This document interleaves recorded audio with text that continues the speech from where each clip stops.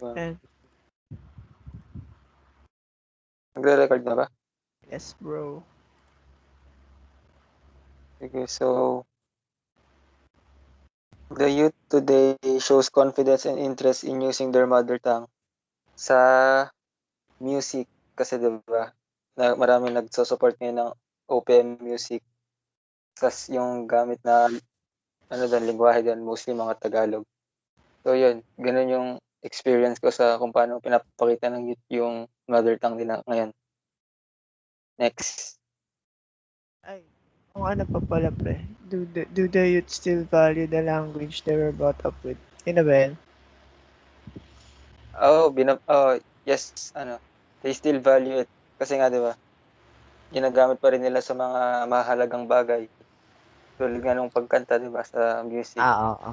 kasi na-express nila yung emotions nila dun, Okay. yun lang. Yung sa akin. La, so, para sa akin, parang, do the youths show confidence and interest in using their mother tongue? Yes, they still do.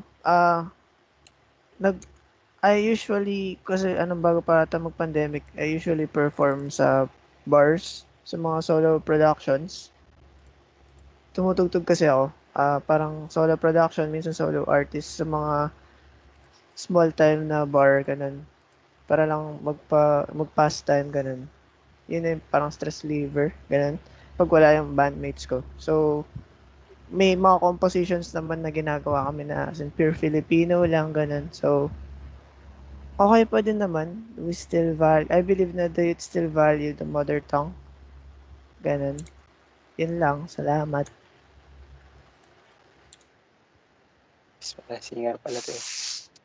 Next Thank naman, you. so gusto next. Go lang.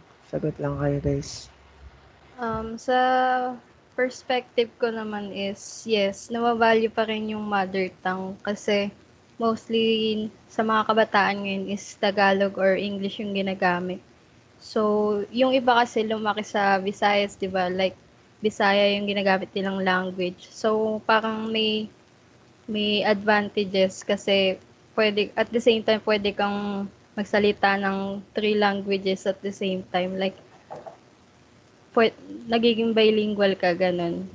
So, yung question is, oo naman, naba-value pa rin, pansin ko naman. So, yun lang.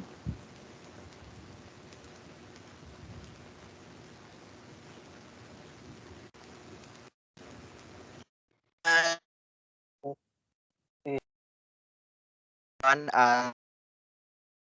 we have a tradition na gumagawa kami ng mga poems, and these poems pinaglaban-laban sa isang barangay, then i-represent siya sa contest. So I would say that confidence and the confidence in passing and loving our language is very, very vivid. And for the fact na it is our tradition since noong pang 2010. So, talaga namin yung language namin, aming mother tongue.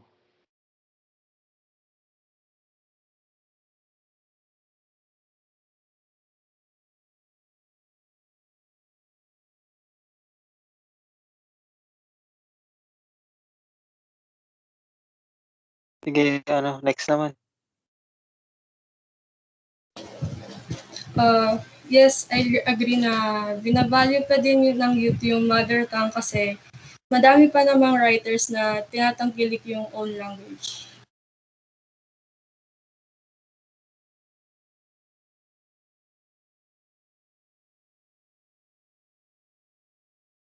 Next.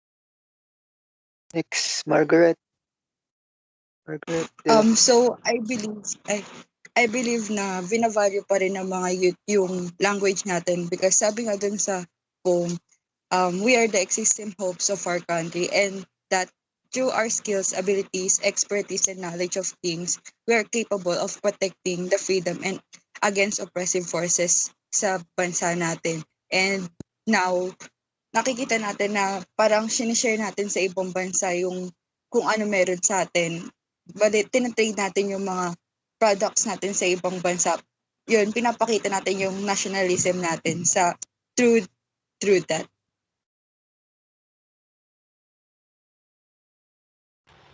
Yun lang. Meron pa kayo dadagdag, guys.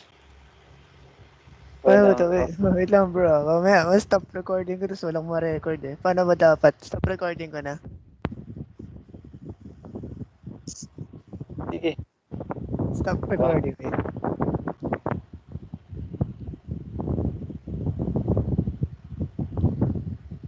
This meeting is being recorded. Are you sure you want to stop? Stop recording ko na?